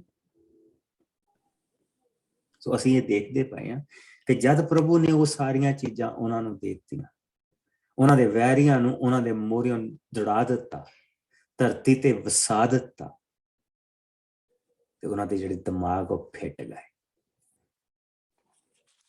ਕੀ ਕਿਹਾ ਸੀ ਯੋਸ਼ੂਆ ਨੇ ਉਹਨਾਂ ਨੂੰ ਇਹੋ ਹੀ ਕਿਹਾ ਸੀ ਕਿ ਜਦ ਤੁਸੀਂ ਉਸ ਧਰਤੀ ਤੇ ਖਾਣ ਪੀਣ ਲੱਗੋਗੇ ਤੁਹਾਡੇ ਦਿਮਾਗ ਫਿੱਟ ਜਾਣੇ, ਔਰ ਫਿਰ ਤੁਸੀਂ ਇਹ ਸਿਰਫ ਇਹ ਕੰਮ ਕਰਨੇ ਆ। ਔਰ ਇਹ ਉਸਦਾ ਅਸੀਂ ਉਸ ਆਇਤ ਨੂੰ ਜੀ ਬੜਾ ਵੱਡਾ ਕਰਦੇ, ਬਹੁਤ ਸਾਰੀਆਂ ਆਇਤਾਂ ਆ, ਜਿਸ ਲਈ ਅਸੀਂ ਸਿਰਫ ਆਇਤਾਂ ਪੜ੍ਹਦੇ ਹਾਂ, 1-2 ਇੱਥੋਂ ਤੇ 1-2 ਇੱਥੋਂ, ਤਾਂ ਫਿਰ ਇਹ ਮੁਸੀਬਤ ਖੜੀ ਹੁੰਦੀ ਹੈ। ਫਟਾਫਟ ਲਿਖ ਦਿੰਦੇ ਜੀ ਜਿੱਥੇ ਤੱਕ ਮੇਰਾ ਤੇ ਮੇਰੇ ਘਰਾਣੇ ਦਾ ਸਵਾਲ ਆ, ਅਸੀਂ ਤਾਂ ਪ੍ਰਭੂ ਦੀ ਸੇਵਾ ਕਰੇ। ਉਹ ਭਾਈ ਉਹਦਾ ਰੋਣਾ ਸੀਗਾ, ਉਹ ਆਪਣੀ ਛਾਤੀ ਪਿੱਟਦਾ ਪਿਆ ਸੀ ਕਿ ਤੁਸੀਂ ਜੋ ਕਰਨਾ ਕਰੋ, ਜਿੱਥੇ ਤੱਕ ਮੇਰਾ ਤੇ ਮੇਰੇ ਘਰਾਣੇ ਦਾ ਸਵਾਲ ਆ, ਅਸੀਂ ਇਹਨਾਂ ਤੁਹਾਡੇ ਕੰਮਾਂ ਦੇ ਵਿੱਚ ਅਸੀਂ ਨਹੀਂ ਪੈਣਾ, ਅਸੀਂ ਤਾਂ ਆਪਣੇ ਪ੍ਰਭੂ ਦੀ ਸੇਵਾ ਕਰਾਂ, ਅਸੀਂ ਤਾਂ ਆਪਣੇ ਪ੍ਰਭੂ ਦੀ ਸੇਵਾ ਕਰਾਂ। ਅਸੀਂ ਬਹੁਤ ਸਾਰੀਆਂ ਆਇਤਾਂ ਗਾਂਹ ਜਾਂਦੇ ਦੇਖਣਾ ਕਿ ਜਿਹੜੀਆਂ ਅਸੀਂ ਆਊਟ ਆਫ ਕੰਟੈਕਸਟ ਪੜ੍ਹਦੇ ਹਾਂ, ਆਊਟ ਆਫ ਕੰਟੈਕਸਟ ਉਹਨਾਂ ਨੂੰ ਕੱਢ ਕੇ ਉਹਨਾਂ ਦੇ ਆਪਣੇ ਮਤਲਬ ਕਰਦੇ। ਸੁਣ ਕੀ ਇਹ ਪ੍ਰਭੂ ਦੇ ਦੱਸੇ ਹੋਏ ਕੰਮਾਂ ਤੇ ਕਰਦੇ ਪਏ, ਪ੍ਰਭੂ ਦੀ ਦੱਸੀ ਹੋਈ ਤਰੀਕੇ ਦੇ ਨਾਲ ਚੱਲਦੇ ਪਏ? ਬਿਲਕੁਲ ਨਹੀਂ, ਬਿਲਕੁਲ ਨਹੀਂ। ਸੋ ਬਿਨਯਾਮੀਨ ਦਾ ਜਿਹੜਾ ਘਰਾਨਾ ਆ, ਉਸਨੇ ਇੱਕ ਬਹੁਤ ਵੱਡਾ ਪਾਪ ਕੀਤਾ ਹੈ। ਉਸ ਲੇਵੀ ਨੇ, ਕਿਉਂਕਿ ਲੇਵੀ ਜਿਹੜਾ ਲੇਵੀ ਦਾ ਜਿਹੜਾ ਖਾਨਦਾਨ ਸੀਗਾ, ਉਹਨਾਂ ਨੂੰ ਜਿਹੜੀ ਧਰਤੀ ਨਹੀਂ ਮਿਲੀ ਸੀ, ਉਹ ਸਾਰੀ ਧਰਤੀ ਇਜ਼ਰਾਈਲ ਦੇ ਵਿੱਚ ਵੰਡੀ ਗਈ ਸੀ। ਉਹਨਾਂ ਦੀ ਸਾਂਭ ਸੰਭਾਲ, ਉਹਨਾਂ ਦੀ ਰਾਖੀ ਦੀ ਜਿਹੜੀ ਜ਼ਿੰਮੇਵਾਰੀ ਸੀ, ਉਹਨਾਂ ਦੀਆਂ ਜ਼ਰੂਰਤਾਂ, ਉਹਨਾਂ ਦੇ ਖਾਣ ਪੀਣ, ਉਹਨਾਂ ਦੇ ਰਹਿਣ ਦੀਆਂ, ਔਰ ਉਹਨਾਂ ਦੇ ਸਰੀਰਕ ਜ਼ਰੂਰਤਾਂ ਜਿੰਨੀਆਂ ਸੀਗੀਆਂ, ਉਹ ਪੂਰੀਆਂ ਕਰਨਾ 12 ਕਬੀਲਿਆਂ ਦੇ ਕੋਲ ਸੀ। 12 ਕਬੀਲਿਆਂ ਦੀ ਆਤਮਿਕ ਜਿਹੜੀ ਲੋੜ ਆ, ਉਹਨਾਂ ਨੂੰ ਪੂਰਾ ਕਰਨਾ ਲੇਵੀਆਂ ਦੀ ਜੌਬ ਸੀ। ਜਿਸ ਤਰ੍ਹਾਂ ਅੱਜ ਜਿਹੜਾ ਪਾਸਵਾਨ ਆ, ਉਹ ਤੁਹਾਡੀਆਂ ਜ਼ਰੂਰਤਾਂ ਨੂੰ ਪੂਰੀਆਂ ਕਰਦਾ, ਤੁਹਾਡੀਆਂ ਆਤਮਿਕ ਜ਼ਰੂਰਤਾਂ ਨੂੰ ਪੂਰੀਆਂ ਕਰਦਾ, ਔਰ ਤੁਸੀਂ ਉਸ ਦੀਆਂ ਸਰੀਰਕ ਜ਼ਰੂਰਤਾਂ ਨੂੰ ਪੂਰੀਆਂ ਕਰਦੇ। ਸੇਮ ਵੇ ਇਹ ਚੀਜ਼ ਇਹ ਜੋ ਅੱਜ ਹੋ ਰਿਹਾ, ਇਸ ਦੇ ਨਿਸ਼ਾਨ ਸਾਨੂੰ ਪੁਰਾਣੇ ਨਿਯਮ ਦੇ ਵਿੱਚ ਮਿਲਦੇ ਪਏ ਆ। ਇਹ ਪ੍ਰਭੂ ਨੇ ਸਾਰੀਆਂ ਚੀਜ਼ਾਂ ਸਥਾਪਿਤ ਕੀਤੀਆਂ, ਲੇਕਿਨ ਤੁਸੀਂ ਦੇਖੋ ਇਹ ਲੋਕ ਕੀ ਕਰਦੇ ਪਏ, ਇਹ ਕੀ ਕਰਦੇ ਪਏ, ਗੁਨਾਹ ਦੇ ਵਿੱਚ ਡਿੱਗੇ ਹੋ, ਇਹਨਾਂ ਦੇ ਦਿਮਾਗ ਆਫਰੇ ਹੋ। ਇੱਕ ਜੇ ਉਹ ਲੇਵੀ ਨਾ ਵੀ ਹੋਵੇ ਤਾਂ ਇੱਕ ਯਾਤਰੀ ਆ, ਉਹ ਇੱਕ ਯਾਤਰੀ ਆ, ਉਹ ਇੱਕ ਰਹਿਣ ਦੇ ਲਈ, ਰਾਤ ਕੱਟਣ ਦੇ ਲਈ ਇੱਕ ਜਗ੍ਹਾ ਮੰਗਦਾ ਪਿਆ। ਸੋ ਅਤਿਥੀ ਵੀ ਆ, ਉਹ ਗੈਸਟ ਵੀ ਆ। ਐਨੀ ਚੀਜ਼ ਤਾਂ ਸਾਰੇ ਜਾਣਦੇ ਆ ਕਿ ਜਿਹੜਾ ਅਤਿਥੀ ਹੁੰਦਾ ਉਹ ਪਰਮੇਸ਼ਰ ਦੇ ਬਰਾਬਰ ਹੁੰਦਾ। ਤੁਹਾਨੂੰ ਇਹ ਨਹੀਂ ਪਤਾ ਕਿ ਸ਼ਾਇਦ ਪਰਮੇਸ਼ਰ ਹੀ ਤੁਹਾਡੇ ਘਰ ਆਇਆ, ਉਹਦਾ ਕੋਈ ਬੰਦਾ ਆਇਆ ਹੋ, ਯੂ ਨੈਵਰ ਨੋ। ਲੇਕਿਨ ਉਹਨਾਂ ਨੇ ਦੇਖੋ ਕੀ ਵਿਹਾਰ ਕੀਤਾ, ਕੀ ਵਿਹਾਰ ਕੀਤਾ। ਸੋ ਆਓ 20ਵੇਂ ਭਾਵ ਚ ਅਸੀਂ ਪਹੁੰਚ ਚੁੱਕੇ ਹਾਂ। 20ਵੇਂ ਭਾਵ ਦੀਆਂ ਅਸੀਂ ਇੱਕ ਆਇਤ ਤੋਂ ਲੈ ਕੇ 17 ਆਇਤ ਤੱਕ ਦੇਖਦੇ, 1 ਤੋਂ 17। ਜਿਸ ਨੂੰ ਮੈਂ ਪੜ੍ਹਦੀ ਮਾਸਟਰ ਜੀ। ਗੋ ਅਹੈਡ ਮੇਰੀ ਭੈਣ। ਇਜ਼ਰਾਈਲੀ ਲੜਾਈ ਲਈ ਤਿਆਰ ਹੁੰਦੇ ਹਨ। ਤਦ ਇਜ਼ਰਾਈਲੀ ਦਾਨ ਤੋਂ ਲੈ ਕੇ ਬੇਰਸ਼ਬਾ ਤੱਕ ਗਲਿਆਦੀਆਂ ਸਣੇ ਇੱਕ ਮਨ ਹੋ ਕੇ ਵਿਸਫਾ ਦੀ ਥਾਂ ਉੱਤੇ ਪ੍ਰਭੂ ਸਾਹਮਣੇ ਇਕੱਠੇ ਹੋਏ। ਇਜ਼ਰਾਈਲ ਦੇ ਸਾਰੇ ਆਗੂ ਉੱਥੇ ਪਰਮੇਸ਼ਰ ਸਾਹਮਣੇ ਸਨ ਅਤੇ ਉਹਨਾਂ ਦੇ ਨਾਲ 4 ਲੱਖ ਪੈਦਲ ਲੜਨ ਵਾਲੇ ਸਨ। ਸੋ ਸਭ ਇਜ਼ਰਾਈਲੀਆਂ ਕਬੀਲਿਆਂ ਵਿੱਚੋਂ ਸਨ। ਉਹਨਾਂ ਦੇ ਇਸ ਇਕੱਠ ਦਾ ਬਿਨਯਾਮੀਨੀਆਂ ਦੇ ਕਬੀਲੇ ਨੂੰ ਪਤਾ ਲੱਗ ਗਿਆ। ਇਜ਼ਰਾਈਲੀਆਂ ਨੇ ਪੁੱਛਿਆ, ਸਾਨੂੰ ਦੱਸ ਇਹ ਘਟਨਾ ਕਿਸ ਤਰ੍ਹਾਂ ਘਟੀ। ਉਸ ਲੇਵੀ ਆਦਮੀ ਅਰਥਾਤ ਮਰੀ ਔਰਤ ਦੇ ਮਾਲਕ ਨੇ ਉੱਤਰ ਦਿੱਤਾ, ਮੈਂ ਤੇ ਮੇਰੀ ਰਖੇਲ ਬਿਨਯਾਮੀਨ ਦੇ ਇਲਾਕੇ ਦੇ ਗਿਬਿਆ ਨਗਰ ਵਿੱਚ ਰਾਤ ਕੱਟਣ ਦੇ ਲਈ ਠਹਿਰੇ ਸਾਂ। ਤਾਂ ਰਾਤ ਦੇ ਵੇਲੇ ਗਿਬਿਆ ਨਿਵਾਸੀਆਂ ਨੇ ਜਿਸ ਘਰ ਵਿੱਚ ਮੈਂ ਠਹਿਰਿਆ ਸਾਂ ਆ ਕੇ ਘੇਰ ਲਿਆ। ਉਹ ਮੇਰੇ ਨਾਲ ਬੁਰਾ ਵਿਵਹਾਰ ਕਰਕੇ ਮੈਨੂੰ ਮਾਰਨਾ ਚਾਹੁੰਦੇ ਸਨ। ਉਹਨਾਂ ਨੇ ਮੇਰੀ ਰਖੇਲ ਨਾਲ ਬਲਾਤਕਾਰ ਕੀਤਾ ਤੇ ਉਹ ਮਰ ਗਈ। ਤਦ ਮੈਂ ਆਪਣੀ ਰਖੇਲ ਦੀ ਲਾਸ਼ ਦੇ 12 ਟੋਟੇ ਕਰਕੇ ਇਜ਼ਰਾਈਲ ਦੇ 12 ਕਬੀਲਿਆਂ ਵਿੱਚ ਘੱਲ ਦਿੱਤੇ। ਸੋ ਬਿਨਯਾਮੀਨੀਆਂ ਨੇ ਇੱਕ ਅਤ ਗੰਦਾ ਕੰਮ ਸਾਡੇ ਵਿਚਕਾਰ ਕੀਤਾ ਹੈ। ਤੁਸੀਂ ਸਭ ਇਜ਼ਰਾਈਲੀ ਹੋ ਅਤੇ ਹੁਣ ਤੁਸੀਂ ਆਪ ਹੀ ਫੈਸਲਾ ਕਰੋ ਕਿ ਇਸ ਸੰਬੰਧ ਵਿੱਚ ਕੀ ਕਰਨਾ ਚਾਹੁੰਦੇ ਹੋ। ਸਭ ਇਕੱਠੇ ਹੋਏ ਇਜ਼ਰਾਈਲੀਆਂ ਇੱਕ ਮਨ ਹੋ ਕੇ ਬੋਲੇ, ਸਾਡੇ ਵਿੱਚੋਂ ਕੋਈ ਮਨੁੱਖ ਆਪਣੇ ਤੰਬੂ ਜਾਂ ਘਰ ਨੂੰ ਵਾਪਸ ਨਹੀਂ ਜਾਵੇਗਾ। ਇਸ ਸੰਬੰਧ ਵਿੱਚ ਸਾਡਾ ਫੈਸਲਾ ਇਹ ਹੈ, ਸਾਡੇ ਵਿੱਚੋਂ ਕੁਝ ਗੁਣੇ ਦੁਆਰਾ ਚੁਣੇ ਹੋਏ ਆਦਮੀ ਗਿਬਿਆ ਉੱਤੇ ਹੱਲਾ ਬੋਲਣਗੇ। ਸਾਡੇ ਆਦਮੀਆਂ ਦਾ 10ਵਾਂ ਹਿੱਸਾ ਖਾਣ ਪੀਣ ਦਾ ਪ੍ਰਬੰਧ ਕਰਨਗੇ ਤੇ ਬਾਕੀ ਦੇ ਆਦਮੀ ਗਿਬਿਆ ਨਿਵਾਸੀ ਬਿਨਯਾਮੀਨੀਆਂ ਨੂੰ ਉਹਨਾਂ ਦੇ ਕੀਤੇ ਭੈੜੇ ਕੰਮਾਂ ਦੀ ਸਜ਼ਾ ਦੇਣ ਜਾਣਗੇ। ਇਸ ਤਰ੍ਹਾਂ ਸਭ ਇਜ਼ਰਾਈਲੀਆਂ ਨੇ ਏਕਾ ਕੀਤਾ ਕਿ ਉਹ ਬਿਨਯਾਮੀਨੀਆਂ ਦੇ ਵਿਰੁੱਧ ਲੜਨ। ਇਜ਼ਰਾਈਲੀਆਂ ਨੇ ਬਿਨਯਾਮੀਨ ਦੇ ਸਾਰੇ ਕਬੀਲੇ ਕੋਲ ਇਹ ਸੰਦੇਸ਼ ਘੱਲਿਆ, ਤੁਹਾਡੇ ਵਿਚਕਾਰ ਇੱਕ ਵੱਡਾ ਅਪਰਾਧ ਹੋਇਆ ਹੈ। ਤੁਸੀਂ ਉਹਨਾਂ ਗੰਦੇ ਆਦਮੀਆਂ ਨੂੰ ਜਿਨ੍ਹਾਂ ਨੇ ਇਹ ਅਪਰਾਧ ਕੀਤਾ ਹੈ ਸਾਡੇ ਹਵਾਲੇ ਕਰ ਦਿਓ ਕਿ ਉਹਨਾਂ ਨੂੰ ਮਾਰ ਕੇ ਇਜ਼ਰਾਈਲੀਆਂ ਵਿੱਚੋਂ ਇਸ ਬੁਰਾਈ ਨੂੰ ਖਤਮ ਕਰੀਏ। ਪਰ ਬਿਨਯਾਮੀਨੀਆਂ ਨੇ ਉਹਨਾਂ ਦੇ ਇਸ ਸੰਦੇਸ਼ ਦੀ ਪਰਵਾਹ ਨਾ ਕੀਤੀ, ਸਗੋਂ ਬਾਕੀ ਨਗਰਾਂ ਤੋਂ ਵੀ ਬਿਨਯਾਮੀਨੀ ਗਿਬਿਆ ਵਿੱਚ ਇਕੱਠੇ ਹੋਏ ਅਤੇ ਉਹ ਬਾਕੀ ਦੇ ਇਜ਼ਰਾਈਲੀਆਂ ਨਾਲ ਲੜਨ। ਗਿਬਿਆ ਦੇ 700 ਚੁਣੇ ਆਦਮੀਆਂ ਤੋਂ ਇਲਾਵਾ 26,000 ਤਲਵਾਰਧਾਰੀ ਉੱਥੇ ਇਕੱਠੇ ਹੋਏ ਸਨ। ਉਹਨਾਂ ਵਿੱਚ 700 ਚੁਣੇ ਆਦਮੀ ਇਹੋ ਜਿਹੇ ਸਨ ਜੋ ਗੋਪੀਏ ਵਿੱਚ ਪੱਥਰ ਰੱਖ ਕੇ ਇੱਕ ਤਿਨਕੇ ਦਾ ਨਿਸ਼ਾਨਾ ਲਾ ਸਕਦੇ ਸਨ। ਦੂਜੇ ਪਾਸੇ ਬਾਕੀ ਦੇ ਇਜ਼ਰਾਈਲੀਆਂ ਦੇ 11 ਕਬੀਲਿਆਂ ਦੇ 4 ਲੱਖ ਤਲਵਾਰਧਾਰੀ ਆਦਮੀ ਸਨ। ਇਹ ਸਭ ਬਹਾਦਰੀ ਨਾਲ ਲੜਨ ਵਾਲੇ ਸਨ। ਆਮੀਨ। ਸੋ ਉਹਨਾਂ ਨੇ ਆਪਣੇ ਗੁਨਾਹਗਾਰਾਂ ਨੂੰ ਸਜ਼ਾ ਦੇਣ ਦੀ ਬਜਾਏ ਉਹਨਾਂ ਦੀ ਪ੍ਰੋਟੈਕਸ਼ਨ ਕੀਤੀ, ਔਰ ਗੁਨਾਹਗਾਰ ਨੂੰ ਪ੍ਰੋਟੈਕਟ ਕਰਨ ਵਾਲਾ ਵੀ ਗੁਨਾਹਗਾਰ ਹੁੰਦਾ, ਉਹ ਵੀ ਗੁਨਾਹਗਾਰ ਹੁੰਦਾ। ਸੋ ਉਹਨਾਂ ਨੇ ਕਿਹਾ ਕਿ ਕਮ ਐਂਡ ਗੈਟ ਇਟ, ਜੇ ਤੁਸੀਂ ਲੜਨੀ ਸਾਡੇ ਨਾਲ ਆਏ ਆ ਤੇ ਕਮ ਐਂਡ ਗੈਟ ਇਟ। ਉਹਨਾਂ ਨੇ ਇਸ ਚੀਜ਼ ਨੂੰ ਸੋਚਿਆ ਨਹੀਂ ਕਿ ਅਗਰ ਅਸੀਂ ਉਹਨਾਂ ਬੰਦਿਆਂ ਨੂੰ ਹਵਾਲੇ ਕਰ ਦਿਆਂਗੇ ਤੇ ਇੱਕ ਸ਼ਾਂਤੀ ਸਥਾਪਿਤ ਹੋਏਗੀ, ਇੱਕ ਲਾ ਐਂਡ ਆਰਡਰ ਸਥਾਪਿਤ ਹੋਏਗਾ।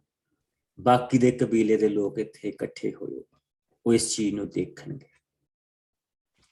ਜੇ ਪ੍ਰਭੂ ਨੇ ਉਹਨਾਂ ਹਿੱਤੀਆਂ ਨੂੰ, ਯਬੂਸੀਆਂ ਨੂੰ, ਕਨਾਨੀਆਂ ਨੂੰ, ਫਰਿਜੀਆਂ ਨੂੰ, ਕਰਿਜੀਆਂ ਨੂੰ, ਜੋ ਉੱਥੇ ਦੇ ਰਹਿਣ ਵਾਲੇ ਸੀ, ਜੇ ਪ੍ਰਭੂ ਨੇ ਉਹਨਾਂ ਨੂੰ ਸਜ਼ਾ ਦਿੱਤੀ ਹੈ, ਤੇ ਇਸ ਦਾ ਮਤਲਬ ਇਹ ਨਹੀਂ ਕਿ ਆਪਣੇ ਲੋਕਾਂ ਨੂੰ ਸਜ਼ਾ ਨਹੀਂ ਦੇਗਾ, ਉਹ ਦੇਗਾ,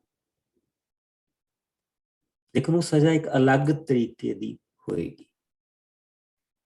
ਸੋ ਉਹਨਾਂ ਨੇ ਪ੍ਰਭੂ ਦੀ ਆਵਾਜ਼ ਦੇ ਵਿੱਚ ਉਹਨਾਂ ਨੂੰ ਇਹ ਸੱਦਾ ਦਿੱਤਾ ਕਿ ਜਿਸ ਇਨਸਾਨ ਨੇ ਗੁਨਾਹ ਕੀਤਾ ਉਹਨਾਂ ਨੂੰ ਤੁਸੀਂ ਸਾਡੇ ਹਵਾਲੇ ਕਰ ਦਿਓ, ਕਿਉਂਕਿ ਉਹਨਾਂ ਨੇ ਇੱਕ ਐਸਾ ਪਾਪ ਕੀਤਾ ਜੋ ਇੱਕ ਐਸਾ ਉਹ ਨਾਸੂਰ ਆ, ਇੱਕ ਐਸਾ ਉਹ ਤੁਸੀਂ ਇਹ ਕਹਿ ਲਓ ਕਿ ਇੱਕ ਐਸੀ ਉਹ ਫਿੰਸਣੀ ਆ, ਅਗਰ ਉਸ ਨੂੰ ਬਚਾ ਲਿਆ ਗਿਆ ਤੇ ਉਹ ਨਾਸੂਰ ਬਣ ਜਾਏਗਾ, ਕੈਂਸਰ ਬਣ ਜਾਏਗਾ। ਔਰ ਅਗਰ ਉਹਨਾਂ ਨੂੰ ਸਜ਼ਾ ਦੇ ਦਿੱਤੀ ਗਈ ਤਾਂ ਤੁਸੀਂ ਵੀ ਬਰੀ ਆ। ਔਰ ਜਿਹੜਾ ਬੰਦਾ ਆਪਣਾ ਮੁਕੱਦਮਾ ਸਾਡੇ ਕੋਲ ਲੈ ਕੇ ਆਇਆ, ਉਸ ਨੂੰ ਵੀ ਅਸੀਂ ਕਹਿ ਸਕਦੇ ਹਾਂ ਕਿ ਗੁਨਾਹ ਦੀ ਸਜ਼ਾ ਮਿਲੀ, ਔਰ ਆਉਣ ਵਾਲੇ ਸਮੇਂ ਦੇ ਵਿੱਚ ਬਾਕੀ ਸਾਰੇ ਸਿੱਖਣਗੇ। ਲੇਕਿਨ ਉਹਨਾਂ ਨੇ ਕਿਹਾ ਨਹੀਂ। ਕਿਉਂ?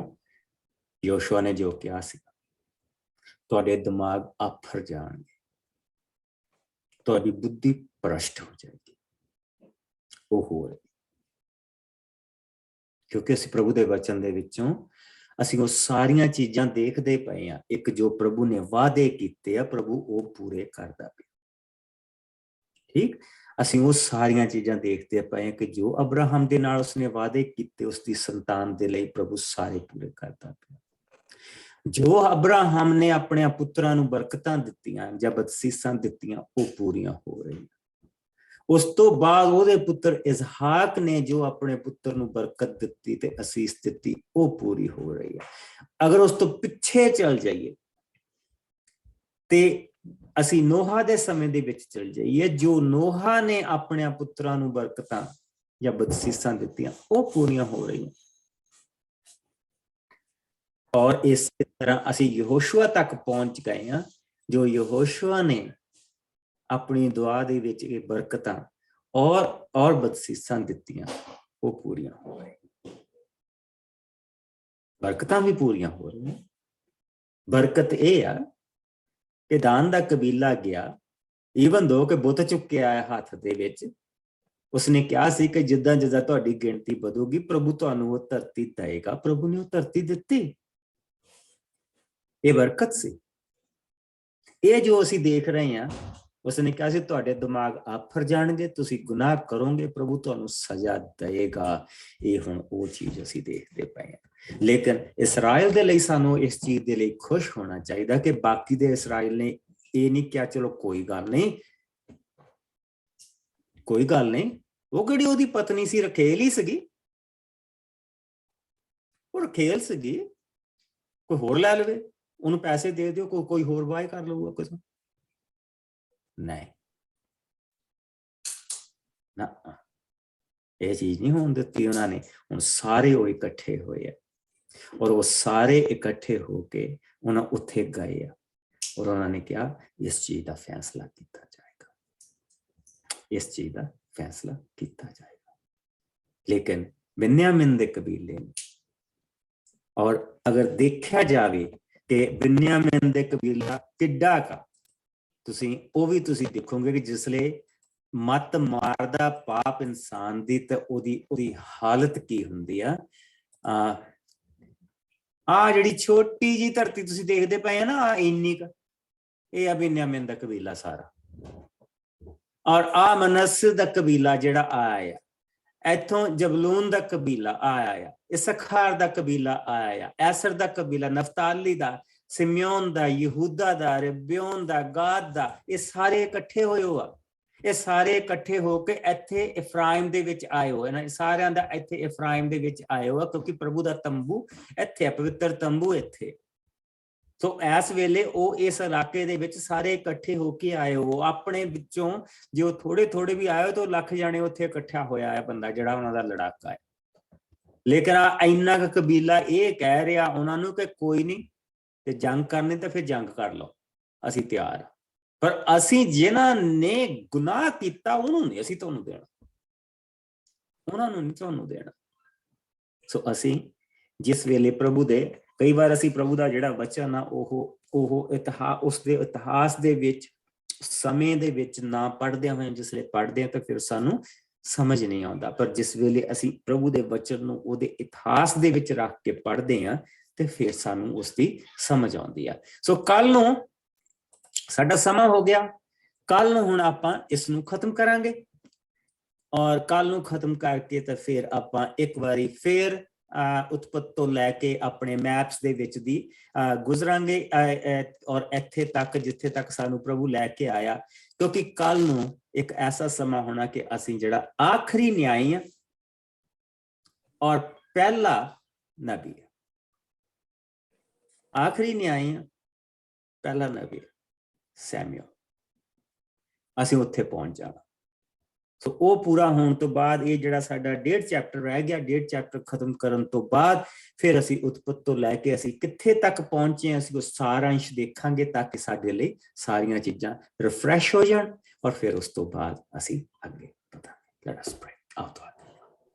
ਪਿਆਰੇ ਪ੍ਰਭੂ, ਅਸੀਂ ਤੇਰਾ ਬਹੁਤ ਸ਼ੁਕਰ ਕਰਦੇ ਹਾਂ, ਤੂੰ ਸਾਡਾ ਦਿਆਲੂ, ਕਿਰਪਾਲੂ, ਗੁੱਸਾ ਕਰਨ ਦੇ ਵਿੱਚ ਮੱਠਾ, ਦਇਆ ਕਰਨ ਵਾਲਾ, ਹਜ਼ਾਰਾਂ ਦੇ ਪਾਪ ਮਾਫ ਕਰਨ ਵਾਲਾ, ਔਰ ਪ੍ਰਭੂ ਜੀ ਉਹਨਾਂ ਦੀਆਂ ਹਰ ਤਰ੍ਹਾਂ ਦੀਆਂ ਬੁਰਾਈਆਂ ਨੂੰ ਮਾਫ ਕਰਨ ਵਾਲਾ ਪਰਮੇਸ਼ਵਰ।